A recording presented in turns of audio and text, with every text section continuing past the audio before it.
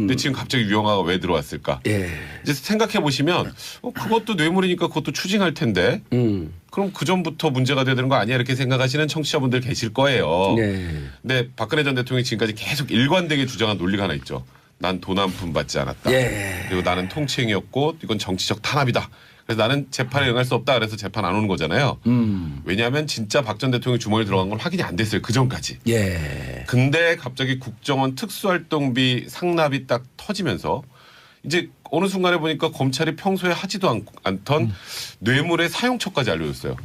원래 뇌물은 받은 게 중요하지 그 뒤에 어떻게 썼는지 용처가 별로 중요하지 않죠. 관심이 없죠. 그거는 뭐 범죄 성립하고 전혀 상관이 없는데. 예.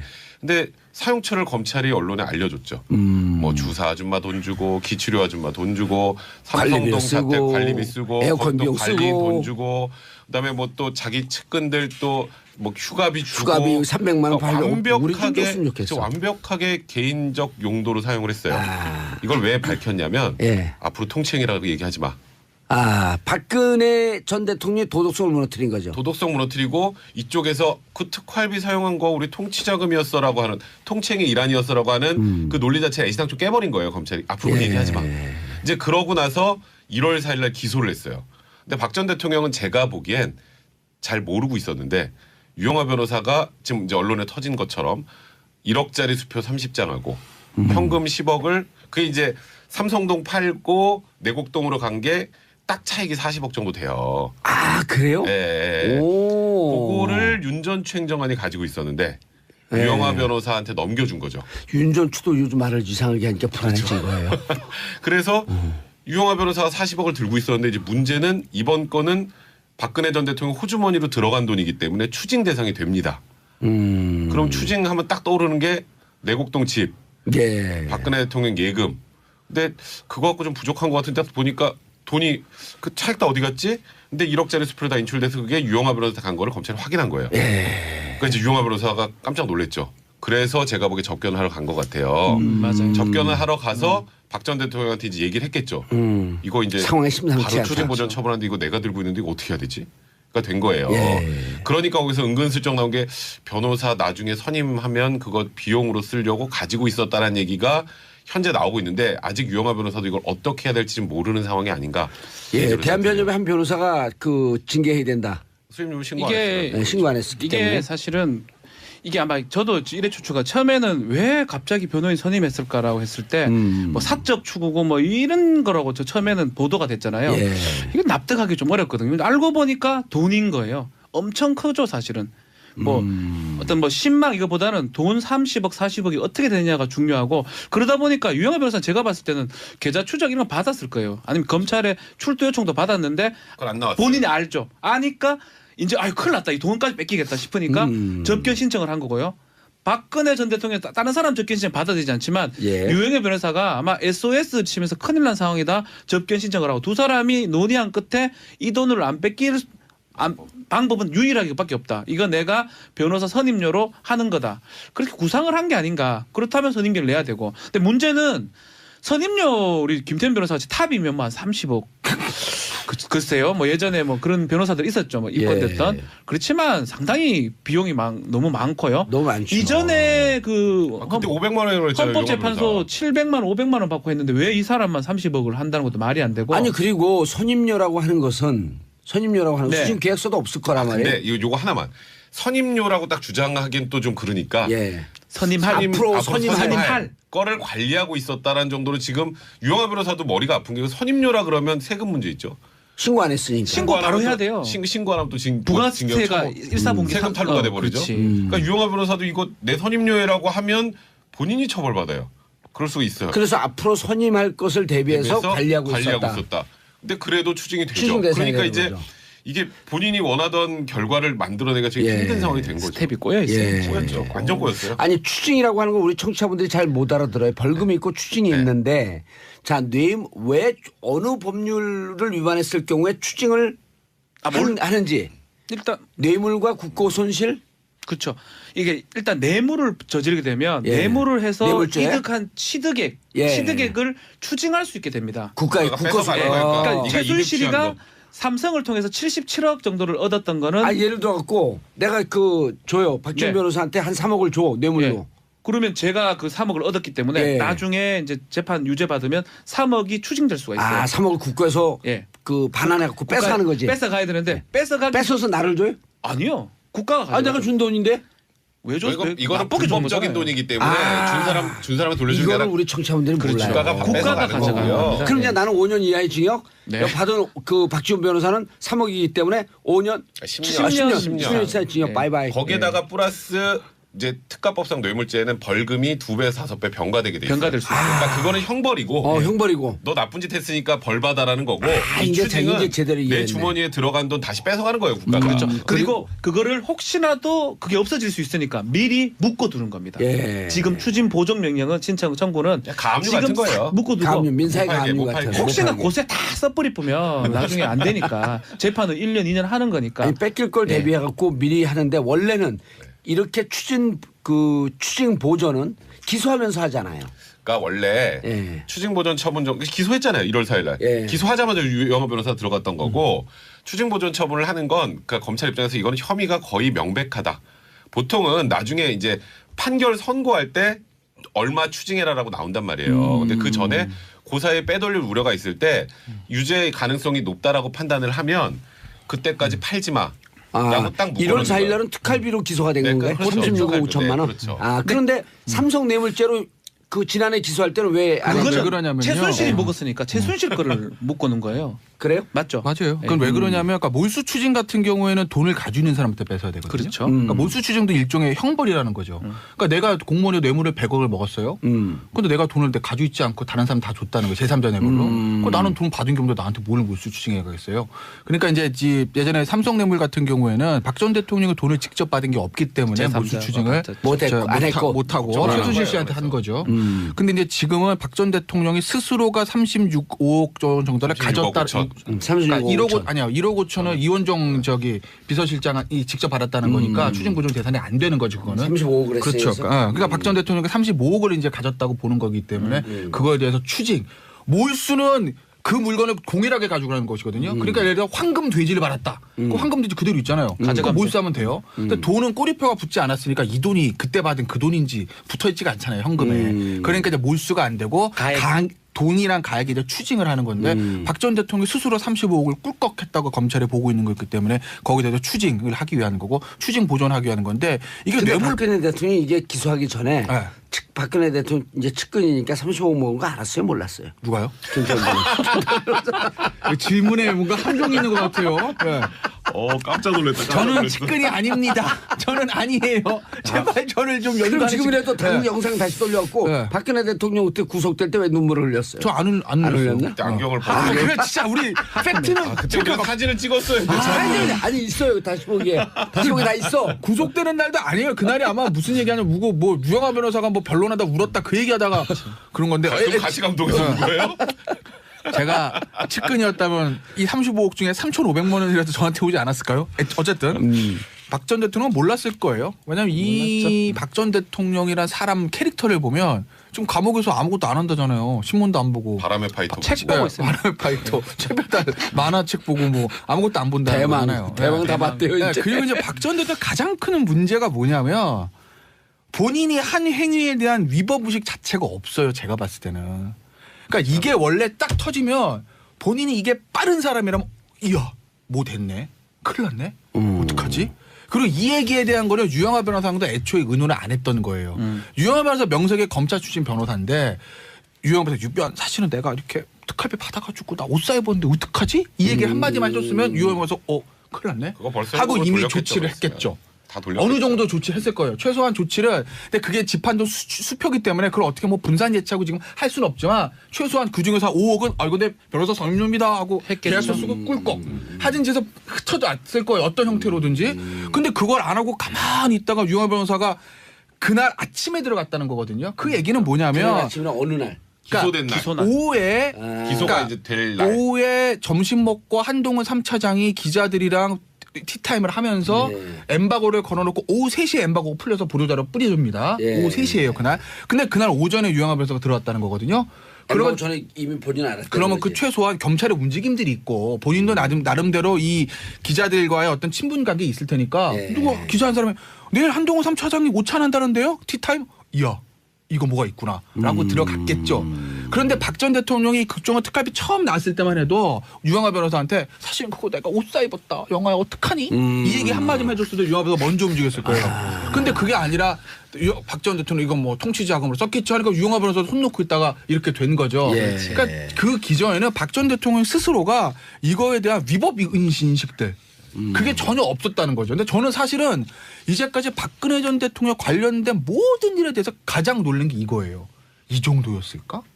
와. 저는 정말 제가 박 전 대통령 접견할 수 있으면 만나서 물어보고 싶어요. 왜 그랬어요? 접견해요, 갑서 그러면. 아니, 그러니까 정말 이건 인간에 대한 궁금. 왜냐하면 모든 사람들이 그래요. 뇌물 받은 공무원도 그렇고 회사 또 해먹는 CEO도 그렇고 뭐 하다못해 성폭행하는 사람도 그렇고 본인이 뭘 잘못했다 그래 인식이 있거든요. 근데 박 전 대통령은 그게 없다고 저는 봐요. 그래서 무슨 맞아요. 근거를 무슨 어떤 인격 형성 과정을 거쳤길래 이게 됐냐라는 거죠. 그러니까 삼성 뇌물죄랑은요 천양지차. 왜냐하면 삼성 뇌물죄는 박 전 대통령 입장에서 보면 쓸 수 있는 카드가 있어요. 방패가. 나 돈 안 받았어. 야, 그리고 계좌나 미래재단이야. 내가 그냥 진짜 문화형성하려고 기업한테 부탁한 건데 그게 뭐 잘못이냐? 그리고 그리고 그 삼성 네. 뇌물죄는 기획자가 네. 최순실, 최순실이가? 차은택 그렇죠. 이쪽 팀이었기 때문에 네. 자기는 시키는 대로 그렇죠. 했었을 네. 가능성이 있고 죄의식이 없었을 수 있어요. 충분히 이해가 돼요 그 부분은. 네, 있을 수 있고 삼성 뇌물죄도 아니 뭐 그냥 승마 지원인데 이게 뭐가 잘못이야. 내 주머니에 돈 이건데. 익스큐즈가 다 되는 측면이 있어 거기는. 그렇죠. 근데 이건 무슨 생각으로 그랬을까? 나라 돈을 빼서. 제가 두 가지를 추측해봤거든요. 아니 이런 거 아니까 영어로 하면 국가 머니 is my money. 저도 그렇게 봐요. 그거예요, 맞아요. 그러니까 그거 말고 그게 없지. 이건 진짜 위험한 추측일 수 있는데 자기를 왕이라고 생각하는 게 가능한 네. 거거든요. 아버지 받는 거죠. 이런 얘기들을 제가 예전에 저 김호준 씨가 2012년 대선 때 닥치고 정치라는 책을 봐서 엄청 많이 팔렸어요. 예. 저도 읽어봤거든요. 근데 그 중에서 제가 딱 인상 깊은 대목이 하나 있는데 제가 정확하게 기억 못하겠는데 이런 내용이에요. 당시 박근혜 후보죠.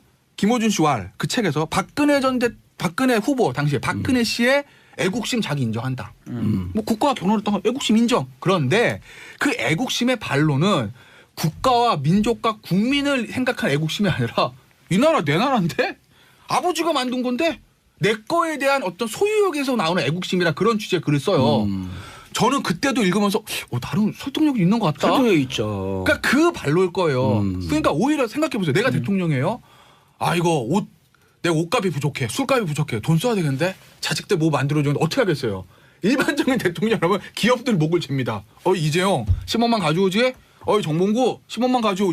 이걸 대부분 대통령 해요. 이제까지 그래 왔었고.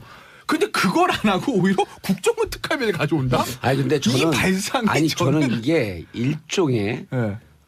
박근혜 대통령이 심리 상태를 들여다보면 문화지체 현상이 있었을 거라고 봐요. 뭐냐면 그렇죠. 아버지 시대 18년 동안은 개념이 없었던 거예요. 없었죠. 국가행정부, 네.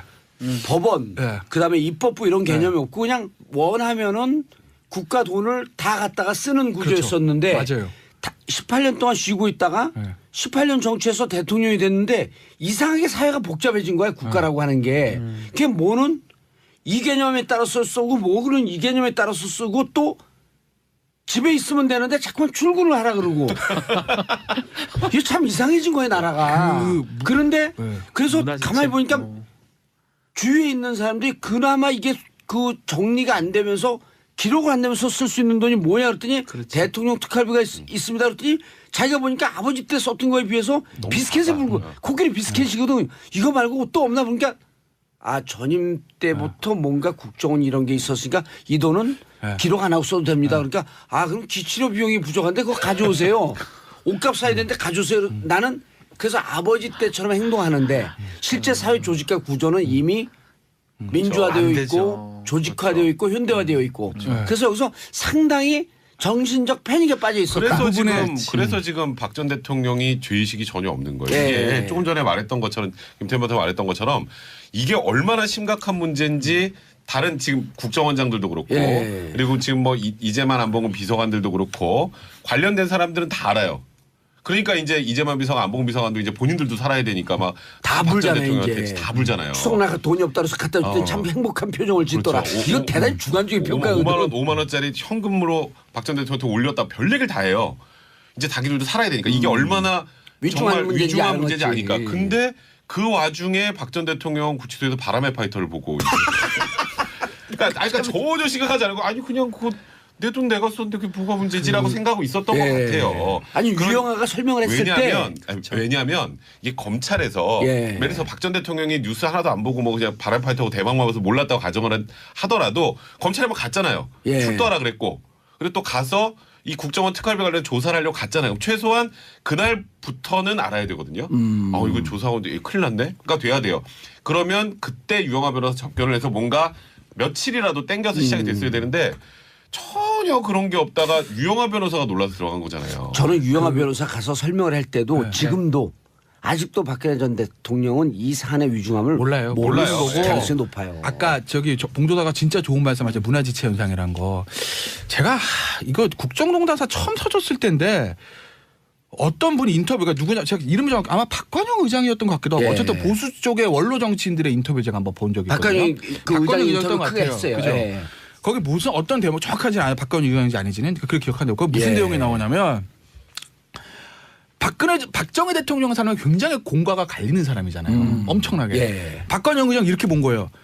삼선기원과 유신 전후로 박정희 대통령 완전히 바뀐다 사람이. 그 전은 공의전 많다면 그 후는 과가 많다. 그런데 이 박근혜라는 사람이 아버지와 같이 정치를 하면서 퍼스트 레이드를 한 게 언제죠? 유경수 여사 피격 75 년. 이후라고요. 75 년. 유신 때예요. 예. 박근혜 전 대통령이 봤던 아버지는 그 삼선기원 전에 나름대로 이 경제 발전하기 위해서 그런 국가를 아버지가 세우려고 아니라 노력했던. 그 이후에 독재자 아버지만 봤던 거죠. 그러니까 박정희 대통령의 긍정적 평가는 내용 중에 뭐가 있냐면 처음에 이제 자기가 대통령 후사닥간 대통령 되고 나서 초대 총리를 자기한테 가장 속된 말로 까던 언론인 당시 동아일보 주필이었을 거예요. 굉장히 비판적인 언론을 총리를 안 치거든요. 그런 모습은 안 보고 독재를 하다 아버지만 봐왔고 거기서 사고가 멈춰 있고 예. 그건 아버지라고 18년 또 혼자 집에 이러고 있다가 짜자잔 하고 달성의 국회의원들 나타난 거 아니에요? 예. 그러니까 아버지의 나쁜 모습만 보고 배운 거죠. 세상이 변한 걸 못 느끼는 그렇죠. 거죠. 그러니까 알겠습니다. 네, 이렇게 된 것 같아요. 저는. 예, 그러니까 아직 결론 내지 마세요. 왜냐하면 광고 듣고 결론 내야 그렇죠, 되니까. 뭐. 자, 이은경님, 저희 집 근처에 박 전 대통령 사저 있는데 요즘은 지나갈 때마다 저 집 벽돌 하나는 내 거야라고 말합니다. 이게 민주주의 의식의 시작입니다. 내 겁니다. 제 것 하나 있네. 그러면 우리 거에 있어요. 그 네. 국민의 돈이라고 하면 안 돼. 우리 돈, 내 돈. 그렇죠. 마이머니. 8712님 삼변시대 하도 재미있어서 목적지에 도착해놓고도 차에서 내리질 못하겠네요. 계속 내리지 마세요. 큰일 나요 내리면. 건상분님 이 방송 참 통쾌합니다. 광고 듣고 삼변시대 이어가겠습니다. 기획자가 네. 최순실 최순실이다? 차은택 그렇죠. 이쪽 팀이었기 때문에 네. 자기는 시키는 대로 했었을 네. 가능성이 있고 죄의식이 없었을 수 있어요. 충분히 이해가 돼요 그 부분은. 네, 입을 수 있고 삼성 내부자도 아니 뭐 그냥 승마 지원인데 이게 뭐가 잘못이야. 내 주머니에 돈 이건데 익스큐즈가 다 되는 측면이 있어 거기는. 그렇죠. 근데 이건 무슨 생각으로 그랬을까? 나라 돈을 빼서. 제가 두 가지를 추측해봤거든요. 아니 이런 거 아니까 영어로 하면 국가 머니 is my money. 저도 그렇게 봐요. 그거예요, 맞아요. 그러니까 그거 그게 말고. 이건 진짜 위험한 추측일 수 있는데 자기를 왕이라고 생각하는 게 가능한 아, 거거든요. 아버지 받는 거죠. 이런 얘기들을 제가 예전에 저 김호준 씨가 2012년 대선 때 닥치고 정치라는 책을 봐서 엄청 많이 팔렸어요. 예. 저도 읽어봤거든요. 근데 그 중에서 제가 딱 인상 깊은 대목이 하나 있는데 제가 정확하게 기억 못하겠는데 이런 내용이에요. 당시 박근혜 후보죠. 김호준 씨와 그 책에서 박근혜 후보 당시에 박근혜 씨의 애국심 자기 인정한다. 뭐 국가와 결혼했던 거 애국심 인정. 그런데 그 애국심의 반론은 국가와 민족과 국민을 생각한 애국심이 아니라 이 나라 내 나라인데 아버지가 만든 건데 내 거에 대한 어떤 소유욕에서 나오는 애국심이라 그런 취지의 글을 써요. 저는 그때도 읽으면서 나름 설득력이 있는 것 같다. 설득력 있죠. 그러니까 그 반로일 거예요. 그러니까 오히려 생각해 보세요. 내가 대통령이에요. 이거 내 옷값이 부족해. 술값이 부족해. 돈 써야 되겠는데 자식들 뭐 만들어주는데 어떻게 하겠어요. 일반적인 대통령이라면 기업들 목을 잽니다. 이재용 10원만 가져오지? 정몽구 10원만 가져오. 이걸 대부분 대통령 해요. 이제까지 그래 왔었고. 근데 그걸 안 하고 오히려 국정원 특활비를 가져온다? 아니 근데 저는 이 발상이 저는 이게 일종의 네. 박근혜 대통령이 심리 상태를 들여다보면 문화지체 현상이 있었을 거라고 봐요. 뭐냐면 그렇죠. 아버지 시대 18년 동안은 개념이 없었던 거예요. 없었죠. 국가행정부, 네. 법원, 네. 그다음에 입법부 이런 개념이 없고 그냥 원하면은 국가 돈을 다 갖다가 쓰는 구조였었는데 맞아요. 18년 동안 쉬고 있다가 네. 18년 정치에서 대통령이 됐는데 이상하게 사회가 복잡해진 거야 국가라고 하는 게. 그게 뭐는 이 개념에 따라서 쓰고 뭐는 이 개념에 따라서 쓰고 또 집에 있으면 되는데 자꾸만 출근을 하라 그러고 이게 참 이상해진 거예요 나라가. 그런데 네. 그래서 문화재체. 가만히 보니까 뭐. 주위에 있는 사람들이 그나마 이게 그 정리가 안 되면서 기록을 안 되면서 쓸 수 있는 돈이 뭐냐 그랬더니 대통령 특활비가 있습니다 그랬더니 자기가 보니까 아버지 때 썼던 거에 비해서 비스켓을 불고 코끼리 비스켓이거든. 이거 말고 또 없나 보니까 아 전임 때부터 뭔가 국정원 이런 게 있었으니까 이 돈은 네. 기록 안 하고 써도 됩니다. 그러니까 아 그럼 기치료 비용이 부족한데 그거 가져오세요. 옷값 사야 되는데 가져오세요. 이란 사람 캐릭터를 보면 좀 감옥에서 아무것도 안 한다잖아요. 신문도 안 보고. 바람의 파이터. 책 보고 있어요. 바람의 파이터. 최배달 만화책 보고 뭐 아무것도 안 본다는 대망, 거잖아요. 대망 다 대망. 봤대요. 네, 이제. 그리고 이제 박 전 대통령 가장 큰 문제가 뭐냐면 본인이 한 행위에 대한 위법 의식 자체가 없어요. 제가 봤을 때는. 그러니까 이게 원래 딱 터지면 본인이 이게 빠른 사람이라면 이야 뭐 됐네. 큰일 났네. 어떡하지?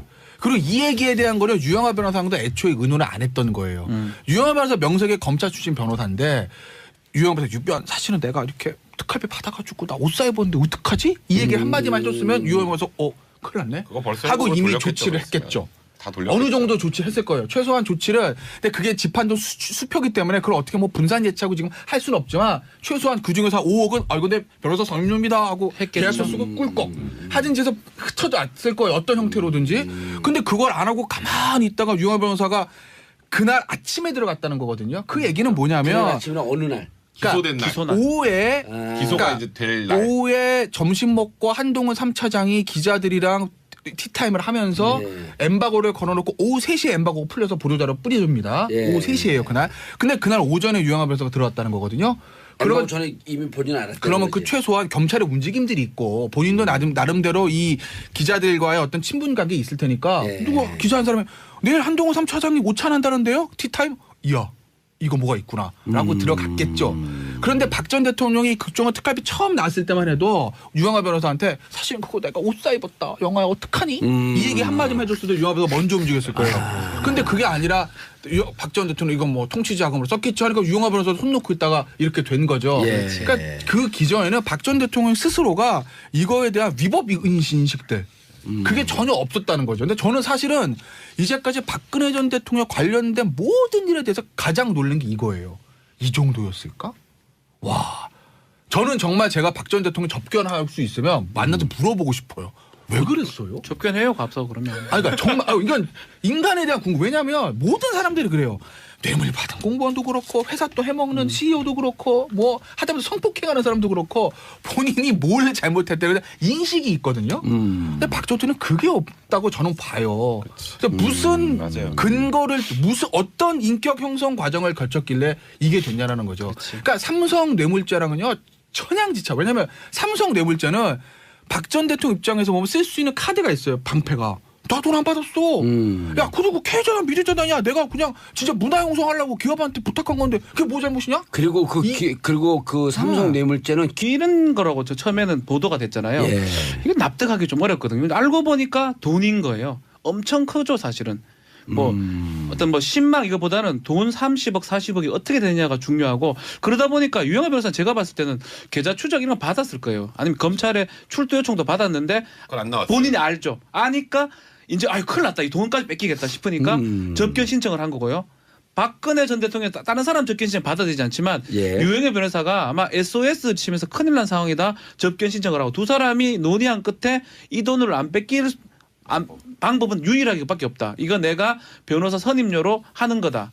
그렇게 구상을 한 게 아닌가. 그렇다면 선임료를 내야 되고. 근데 문제는 선임료 우리 김태현 변호사가 탑이면 뭐 한 30억. 글쎄요. 뭐 예전에 뭐 그런 변호사들 있었죠. 뭐 입건됐던. 예. 그렇지만 상당히 비용이 너무 많고요. 너무 많죠. 이전에 그 그때 500만 원이라고 했잖아요. 헌법재판소 700만 원, 500만 원 받고 했는데 왜 이 사람만 30억을 한다는 것도 말이 안 되고. 아니 그리고 선임료라고 하는 것은 선임료라고 하는 거 네. 추진 계획서도 없을 거란 말이에요. 근데 요거 하나만 선임료라고 딱 주장하기엔 또 좀 그러니까 예. 선임할 앞으로 선임할 거를 관리하고 있었다라는 정도로 지금 유영하 변호사도 머리가 아픈 게 선임료라 그러면 세금 문제 있죠. 신고 안 했으니까. 신고 바로 해야 돼요. 신고 안 하면 또 부가세가 일사분기 세금 탈루가 돼버리죠. 그렇지. 그러니까 유영하 변호사도 이거 내 선임료라고 하면 본인이 처벌받아요. 그럴 수가 있어요. 그래서 앞으로 선임할 것을 대비해서 관리하고 있었다. 근데 그래도 추징이 되죠. 추징 대상이 그러니까 되는 이제 거죠. 이게 본인이 원하던 결과를 만들어내기가 되게 예. 힘든 상황이 된 거죠. 스텝이 꼬여 있어요. 예. 꼬였죠. 완전 꼬였어요. 아니 추징이라고 하는 거 우리 청취자분들이 잘 못 알아들어요. 벌금이 있고 추징이 네. 있는데 자, 왜 어느 법률을 위반했을 경우에 추징을 하는지 일단 뇌물과 국고 손실 그렇죠. 이게 일단 뇌물을 저지르게 되면 예. 뇌물을 해서 뇌물죄? 이득한 취득액, 예. 취득액을 추징할 수 있게 됩니다. 국가의 국가가 국고 뺏어가는 손실. 거니까. 그러니까 네가 이득 취한 최순실이가 거. 삼성을 통해서 77억 정도를 얻었던 거는 아 예를 들어 갖고 내가 줘요. 박지원 네. 변호사한테 한 3억을 줘 뇌물로. 예. 그러면 제가 그 3억을 얻었기 때문에 예. 나중에 이제 재판 유죄 받으면 3억이 추징될 수가 있어요. 아 3억을 국고에서 예. 반환해 갖고 뺏어가는 거지. 뺏어 가야 되는데 뺏어가 뺏어서 나를 줘요? 아니요. 국가가 아 가져가죠. 내가 준 돈인데 왜 줘? 이거는 나쁘게 준 불법적인 거잖아요. 돈이기 때문에 아. 준 사람은 돌려주는 게 이거를 아니라 우리 청취자분들은 몰라요. 국가가 국가가 뺏어가는 가져가는 거고요. 겁니다. 그럼 이제 나는 5년 이하의 징역. 네. 받은 그 박지원 변호사는 3억이기 때문에 5년, 10년. 10년 이상 징역 네. 바이바이. 거기에다가 플러스 이제 특가법상 뇌물죄는 벌금이 2배, 5배 병가되게 돼 있어요. 병가될 수 있어요. 그러니까 그거는 형벌이고 형벌이고. 너 나쁜 짓 했으니까 벌 받아라는 거고 이 이제 추징은 이제 제대로 내 이해했네. 주머니에 들어간 돈 다시 뺏어가는 거예요 국가가. 그렇죠. 그리고 그거를 혹시라도 그게 없어질 수 있으니까 미리 묶어두는 겁니다. 예. 지금 추진 보정 명령은 청구는 가압류 지금 같은 거예요. 싹 묶어두고 가압류, 민사의 못 팔게, 가압류 못 같은. 팔게. 혹시나 못 팔게. 고세 다 써버리 뿌면 나중에 안 되니까 재판은 1년, 2년 하는 거니까. 아니 뺏길 걸 예. 대비해 갖고 미리 하는데 원래는 이렇게 추징 보전은 기소하면서 하잖아요. 그러니까 원래 예. 추징보전 처분 기소했잖아요 1월 4일날 예. 기소하자마자 유영하 변호사 들어갔던 거고 추징보전 처분을 하는 건 그러니까 검찰 입장에서 이거는 혐의가 거의 명백하다. 보통은 나중에 이제 판결 선고할 때 얼마 추징해라라고 나온단 말이에요. 근데 그 전에 고사에 빼돌릴 우려가 있을 때 유죄 가능성이 높다라고 판단을 하면 그때까지 팔지 마. 라고 딱 1월 4일 거예요. 날은 특활비로 기소가 된 네, 건가요? 그렇죠. 36억 5천만 원. 그렇죠. 아 그런데 삼성 뇌물죄로 그 지난해 기소할 때는 왜 안 그거는 했죠? 왜 그러냐면요. 최순실이 먹었으니까 최순실 거를 묶어놓은 거예요. 그래요? 맞죠? 맞아요. 예. 그건 왜 그러냐면 그러니까 몰수 추징 같은 경우에는 돈을 가지고 있는 사람한테 뺏어야 되거든요. 그렇죠. 그러니까 몰수 추징도 일종의 형벌이라는 거죠. 그러니까 내가 공무원의 뇌물을 100억을 먹었어요. 근데 내가 돈을 가지고 있지 않고 다른 사람 다 줬다는 거예요. 제3자 뇌물로. 그럼 나는 돈 받은 경우도 나한테 뭘 몰수 추징해 가겠어요. 그러니까 이제 예전에 삼성 뇌물 같은 경우에는 박 전 대통령이 돈을 직접 받은 게 없기 때문에 제3자가 몰수 추징을 못했고, 안 했고. 못하고 적절한 최순실 거예요, 씨한테 한 그래서. 거죠. 근데 이제 지금은 박 전 대통령이 스스로가 36억 정도를 36억 가졌다. 5천. 36억 그러니까 1억 5천. 아니야 1억 5천은 이원정 비서실장이 직접 받았다는 거니까 추징보정 대상이 안 되는 거지 그거는. 35억을 그렇죠. 했어요. 그러니까 박 전 대통령이 35억을 이제 가졌다고 보는 거기 때문에 그거에 대해서 추징 몰수는 그 물건을 동일하게 가지고 가는 것이거든요. 그러니까 예를 들어 황금 돼지를 받았다. 그 황금 돼지 그대로 있잖아요. 그거 가져가면 몰수하면 돼요. 근데 돈은 꼬리표가 붙지 않았으니까 이 돈이 그때 받은 그 돈인지 붙어 있지가 않잖아요. 현금에. 그러니까 이제 몰수가 안 되고 돈이랑 가액이 이제 추징을 하는 건데 박 전 대통령이 스스로 35억을 꿀꺽했다고 검찰에 보고 있는 거기 때문에 거기에 대해서 추징을 하기 위한 거고 추징 보존하기 위한 건데 이게 근데 뇌물 박근혜 대통령이 이게 기소하기 전에 네. 박근혜 대통령 이제 측근이니까 35억 먹은 거 알았어요? 몰랐어요? 누가요? 김정은. 질문에 뭔가 함정이 있는 것 같아요. 네. 깜짝 놀랐다. 저는 측근이 아닙니다. 저는 아니에요. 제발 저를 좀 그럼 연관해 지금이라도 당 네. 영상 다시 돌려갖고 네. 박근혜 대통령 그때 구속될 때 왜 눈물을 흘렸어요? 저안 안 흘렸어요. 흘렸나? 그때 안경을 아, 벗고 그래 진짜 우리 팩트는 그때 우리가 사진을 찍었어요. 아니 있어요. 다시 보기에 다 있어. 구속되는 날도 아니에요. 그날이 아마 무슨 얘기하냐면 뭐 유영하 변호사가 뭐 변론하다 울었다 그 얘기하다가 그런 건데 그럼 같이 감독해서 본 거예요?